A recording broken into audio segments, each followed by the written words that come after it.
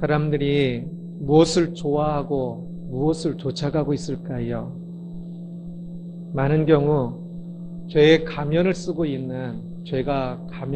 있는 그것을 좋아하고 쫓아가고 있는 것을 봅니다. 죄인데 왜 저렇게 좋아하고 왜 저렇게 쫓아가고 있을까 생각해 보기도 합니다. 아마 죄의 허상에 속아서 그럴 것이다 라고 생각이 듭니다.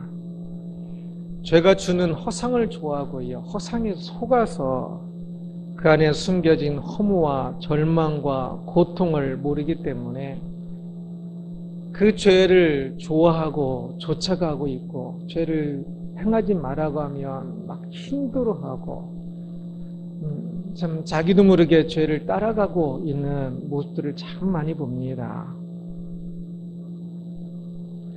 오늘 본문 사무엘하 18장에서는 압살롬의 군대와 다윗의 군대가 싸우는 이야기입니다.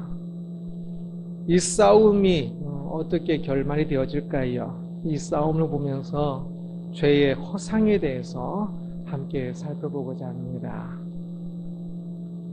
압살롬의 군대와 다윗의 군대가 싸울 때 어느 군대가 더 강하였을까요? 분명히 압살롬의 군대가 수적으로 훨씬 더 많았을 겁니다. 지금 다윗이 예루살렘을 포기하고 이 먼 곳까지, 마하나임까지 도망쳐 왔거든요. 그것은 압살롬의 군대가 수적으로도 훨씬 많기 때문에 그 천혜의 요새인 예루살렘에서도 빠져나온 것이거든요. 그런데 다윗의 군대가 이 전쟁에서 압살롬의 군대를 압도적으로 이깁니다. 이 싸움이 어떻게 결과가 이렇게 되었을까 싶을 정도로, 믿기지 않을 정도로 완전히 급반전, 다윗의 군대가 질 것 같았는데, 훨씬 더 약한 것 같은데, 이 싸움에서 급반전이 되어서 압살롬의 군대를 다윗의 군대가 그냥 게임도 안 되게 압도적으로 이겨버리고 맙니다. 이 싸움을 두고 성경은 이렇게 이야기합니다. 8절 보면 그 땅에서 사면으로 퍼져 싸웠으므로 그날의 수풀에서 죽은 자가 칼에 죽은 자보다 많았더라 라고 말씀합니다. 압살롬의 군대가 패망을 했는데 많은 군사들이 죽게 되는데, 그 죽을 때 칼에 맞아 죽은 사람보다 수풀에서 죽은 자, 곧 수풀에서 동물이나 또는 독초나 또는 어떤 늪에 의해서 죽은 사람이 더 많았다는 말씀입니다. 어떻게 그렇게 더 많을 수가 있지? 라고 의심이 들 만한 대목인데요. 이 말씀은 압살롬의 군대를 다윗의 병사들이 쳐서 죽인 것보다 하나님께서 치신 것이라는 것을 에둘러서 표현하는 것입니다. 그래서 하나님께서 이 압살롬의 군대를 치심으로 다윗의 군대가 이 압살롬을 이겼다는 것을 표현하는 표현법입니다. 그렇습니다. 다윗은 자신의 그 군대 수가 적다는 것을 알았기 때문에 매우 지혜롭게도 선제 공격을 하였고, 그리고 또 그 숲이 우거진 곳에서 전쟁을 하였습니다. 그래서 그래야 수적으로 적은 것을 만회할 수 있기 때문입니다. 다윗이 그렇게 매우 지혜롭게 전쟁을 했는데요. 그러나 이 전쟁의 진정한 승리의 요인은 다윗의 지혜가 아니라 하나님의 섭리, 하나님의 개입, 하나님의 다스림 때문이었다는 것입니다. 하나님께서 압살롬을 심판하신 것입니다. 하나님께서 압살롬의 군대를 치신 것입니다.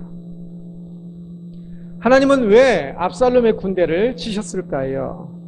압살롬이 계속 죄를 범하였기 때문입니다.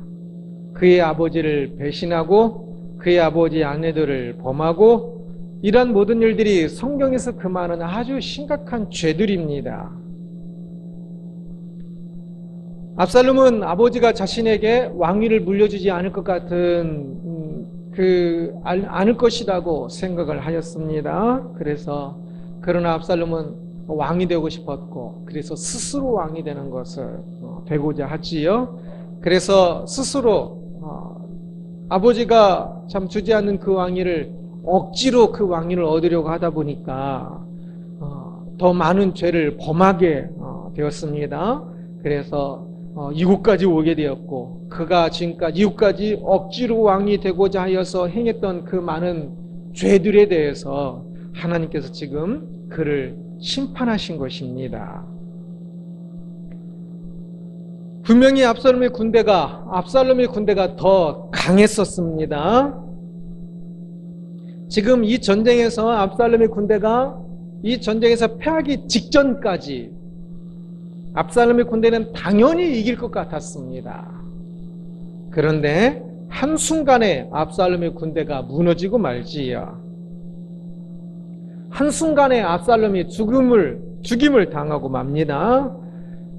압살롬이 또 죽는 과정을 보십시오. 압살롬의 그 멋있는 머리카락이 수풀이 우거진 곳을 지나가다가 나무 가지에 걸립니다. 그리고 밑에 있던 노새는 그것도 모르고 지나가 버리지요. 그래서 나뭇가지에 머리카락이 걸려서 대롱대롱 매달려 버리고 맙니다.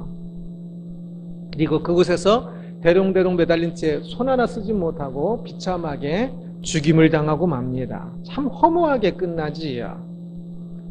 압살롬의 이 허무한 죽음과 패배를 보면서 우리는 죄가 얼마나 허무하게 끝나는지를 깊이 기억할 필요가 있습니다.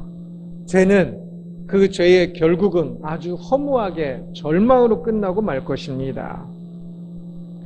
죄가 기승을 부릴 때는 대단히 큰 무엇인가를 이루는 것처럼 보입니다. 그리고 그 죄로 인하여서 무엇인가를 더 얻었기 때문에 지금 그래도 왕위에 한번 앉아보기도 하지 않았습니까? 그 죄가 무엇인가를 조금 더 이루어냅니다. 그래서 그 죄가 무엇인가를 이루어내기 때문에 그 죄를 행하는 사람은 결국은 계속 더 죄를 행할 수밖에 없습니다. 지금까지 이룬 업적이 좋습니다. 그리고 또 더 많은 것을 이루고 싶습니다. 그러니 또 더 많은 죄를 행할 수밖에 없는 죄의 강요를 받게 되는 것입니다. 그러면서 참 승리의 술을 마시면서 그러겠지요. 처음에는 기쁨의 술이기도 한데 먹으면서 때로는 자신이 지은 죄가 생각나기도 합니다.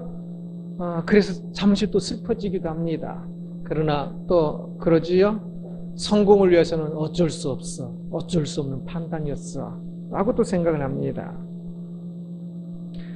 그는 그 죄를 행하면서 계속 그 안에 죄책감이 있을 것입니다. 모든 죄는 그 안에 죄책감이 있거든요. 그런데 그런 죄책감은 잠시이고 자신이 그 죄로 인해서 이룬 성공을 더 생각합니다. 더 봅니다. 때로는 그 죄책감 때문에 잠시 멈추고 싶은 생각이 들기도 합니다. 그러나 그는 이미 브레이크 없는 기차에 타고 있다는 것을 압니다. 여기서 더 멈출 수 없다는 사실.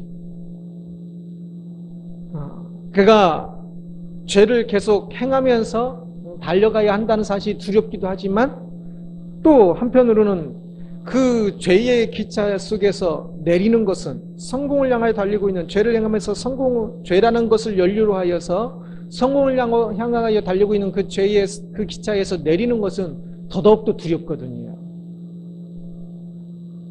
그래서 달릴 수밖에 없는 그 기차 속에서 달려가다가 어느 순간 그 끝없는 절벽으로 나락으로도 떨어지게 되는 것이지요.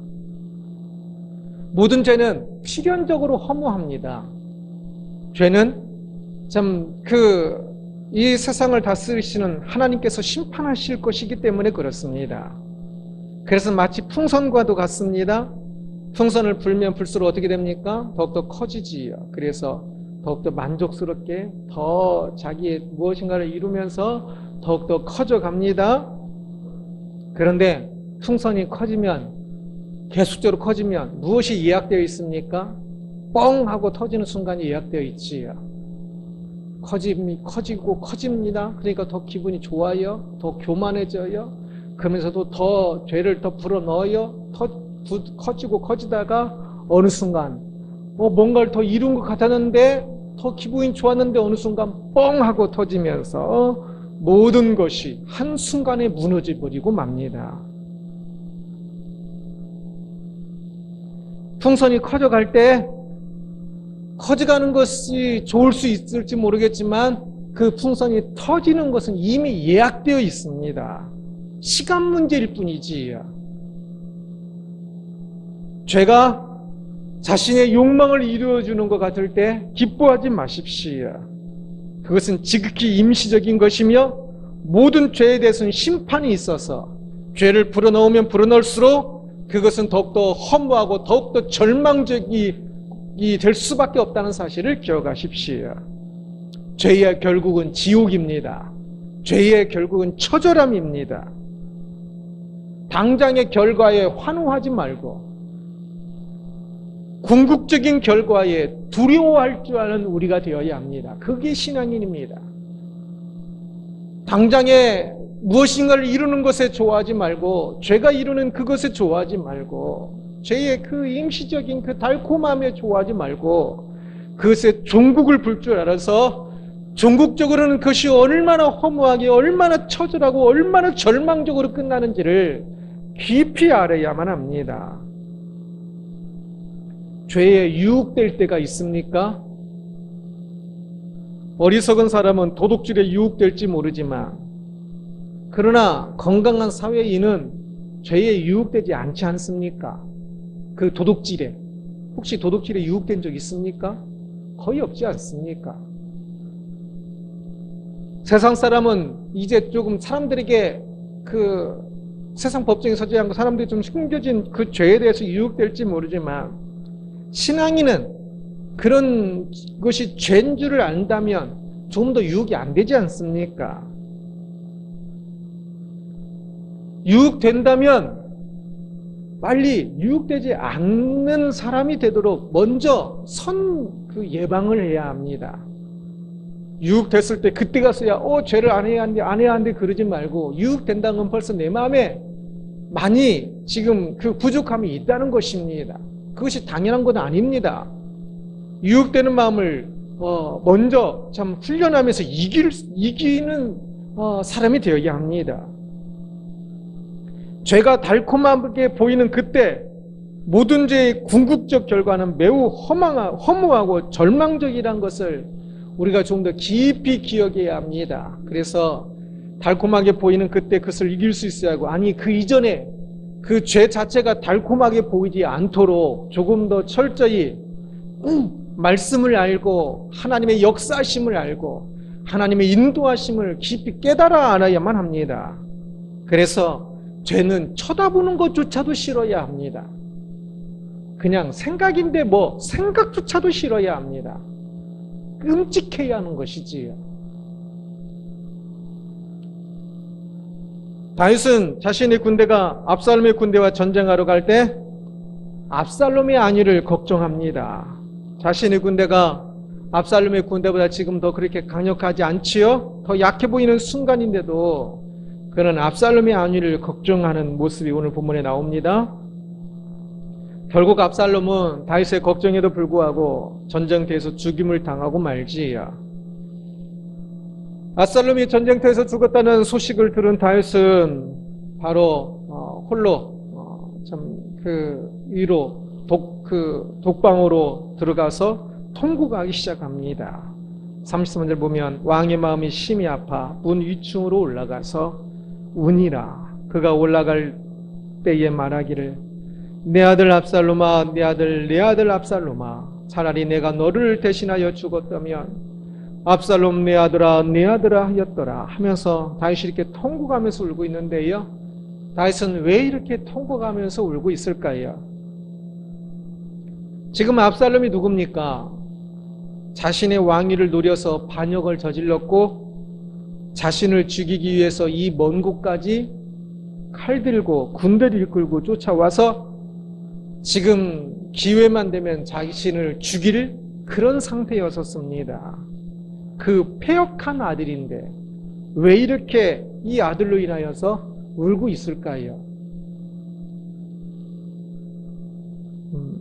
그리고 이 자식들이 조금 어렸을 때는 조금 더 이렇게 예쁜데 압살롬 정도 나이 정도 이렇게 많이 크면요 조금 덜 예뻐집니다. 안 그렇습니까?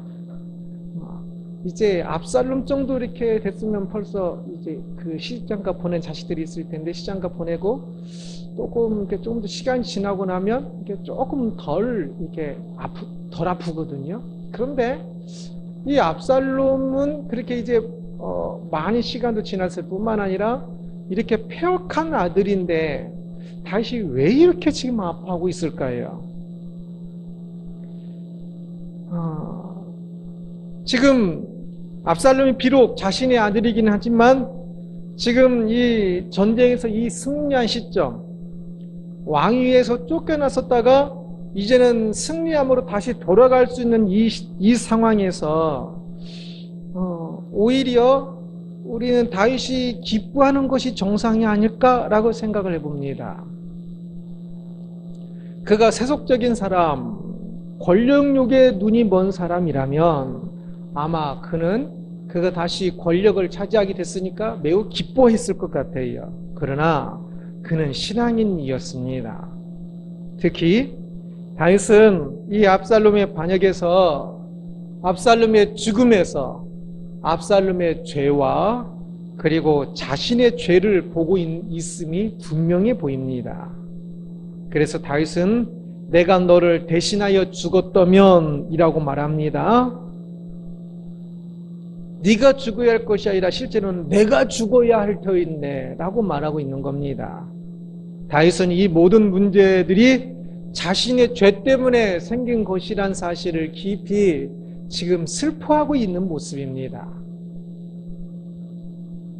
그래서 지금 다윗은 이 자신의 죄가 이 아들 압살롬, 죄로 인하여 아들 압살롬이 죽었다고 생각하는 것입니다. 물론 또한 압살롬이 이 죄가 매우 큰 것도 또한 생각하면서 그래서 또 더욱더 슬프기도 했을 것입니다.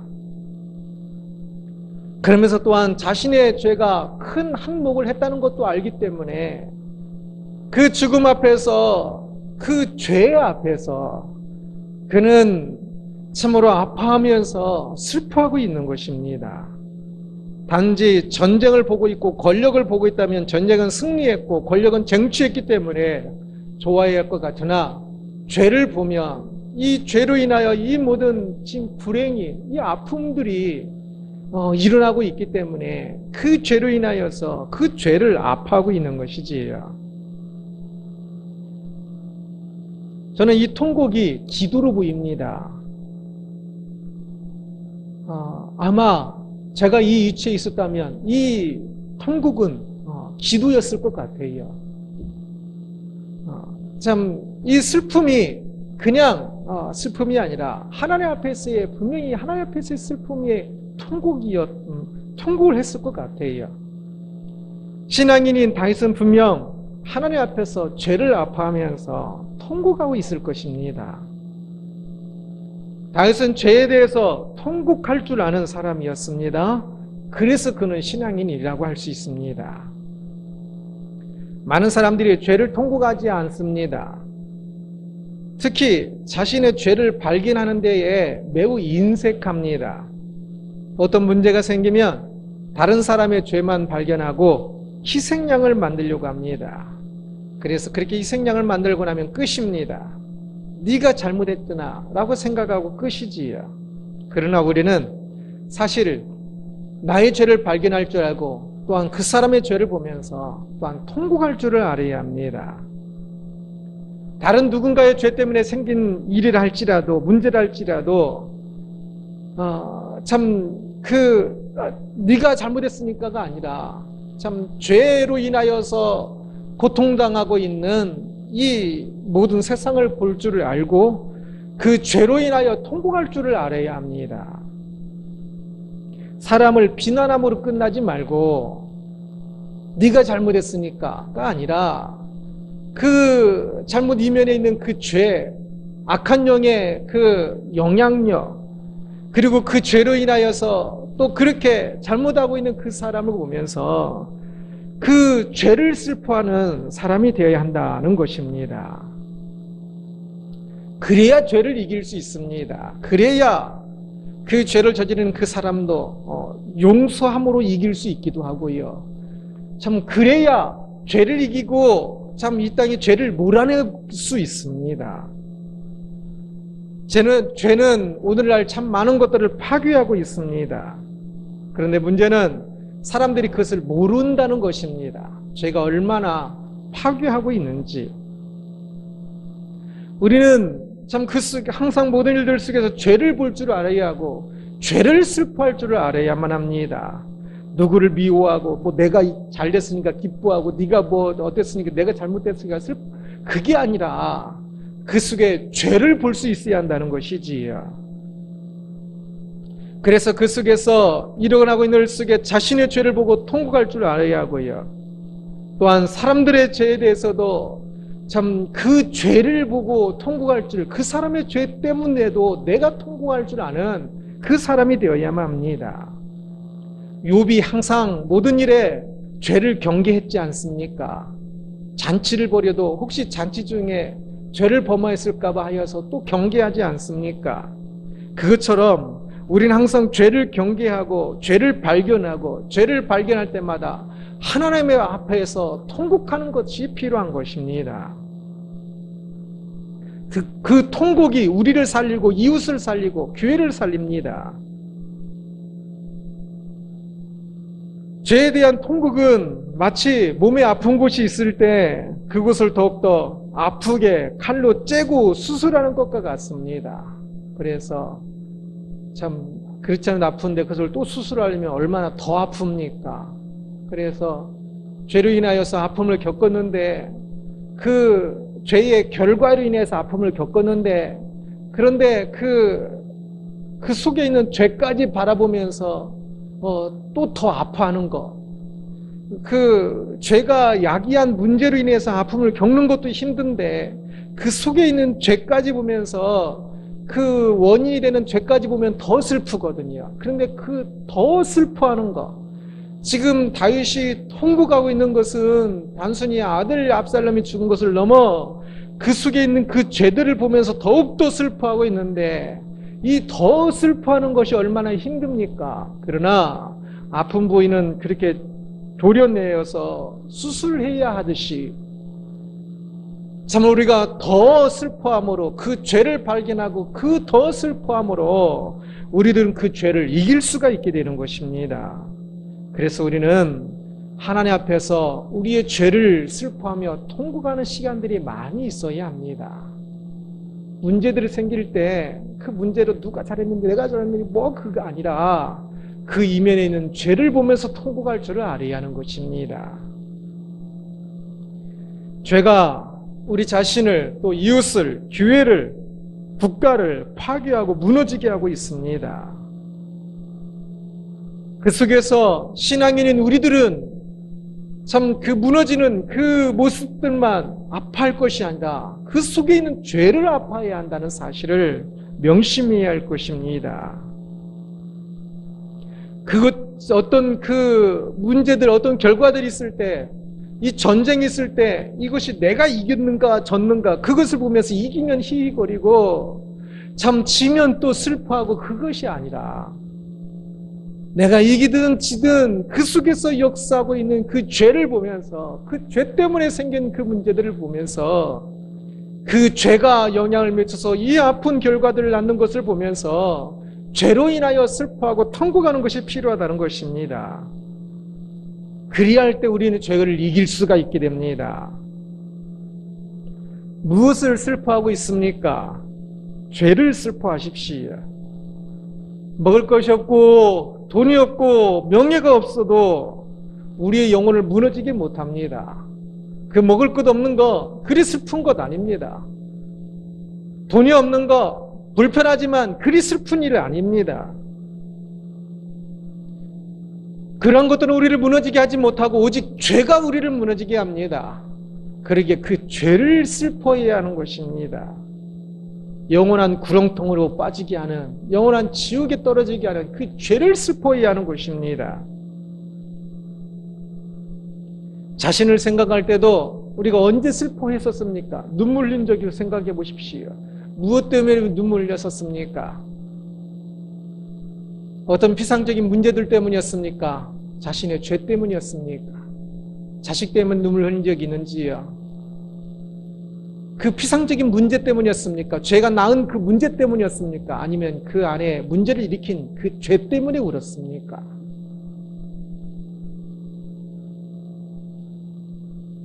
우리의 소중한 것을 파괴하고 있는 주범은 죄입니다. 그러기에 참 엉뚱한 것 가지고 마음 아파하고 울지 말고 그 속에 있는 죄를 슬퍼하고 죄 때문에 울어야 하는 것입니다. 오늘은 죄의 허상이란 제목으로 말씀을 살펴보았습니다. 죄는 결코 우리를 위하지 않습니다. 우리를 위하는 것처럼 보일 뿐 항상 우리를 파괴합니다. 그러기에 죄의 허상에 속지 마십시오. 죄가 아무리 꿀처럼 달콤해 보여도 꿀이 아닙니다. 독입니다. 죄의 결국은 무조건 멸망입니다. 결코 꿀처럼 보여도 꿀이 아니라 독이라는 사실을 기억하십시오. 압살롬이 죄를 따라가면서 왕위 가까이까지 갔습니다. 그러나 그는 미끄러졌지요. 왕위에서만 미끄러진 것이 아니라 영원한 멸망의 나라 속으로 미끄러져 들어갔습니다. 죄의 결국이 그렇습니다. 잘 되고 있는 것 같다가 마지막에 펑 터져버리는, 그렇게 허망하게 우리의 영혼을, 우리의 모든 전 존재를 멸망의 구렁텅이에 몰아넣는 것이 죄라는 사실을 명심하십시오. 그러기에 죄를 미워하며 우리 안에 죄가 있음을 슬퍼할 수 있어야 합니다. 우리의 주적은 문제들이 아니에요. 내 안에 삶의 문제들, 내 자녀들, 내 자녀의 삶의 문제들, 교회의 삶의 문제들이 아닙니다. 그 이면에 있는 죄입니다. 이 죄를 가지고 죄를 볼 줄 알아야 하고 이 죄를 슬퍼할 줄 알 때 우리가 죄를 이길 수 있게 되는 것입니다. 죄를 슬퍼하지 않으면 어느 순간 우리는 죄의 친구가 되어 있을 것입니다.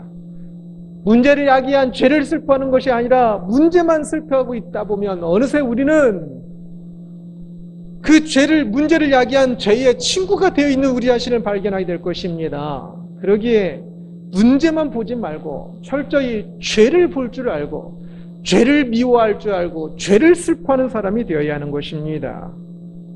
죄의 허상을 철저히 알아야 합니다.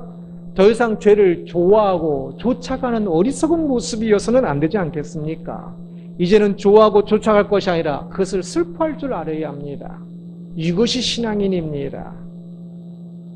죄가 미치는 영향력을 볼 때마다 슬퍼해야 합니다. 나에게 유익이 되는 것 같아도 슬퍼해야 합니다. 내가 전쟁에 이겼어도 슬퍼해야 합니다. 죄의 허상에 속지 말고 오직 그리스도의 이름으로 죄를 슬퍼하는 신앙인이 되기를, 그리하여 죄를 이기는 신앙인이 되기를 주님의 이름으로 축원합니다. 기도하겠습니다. 하나님,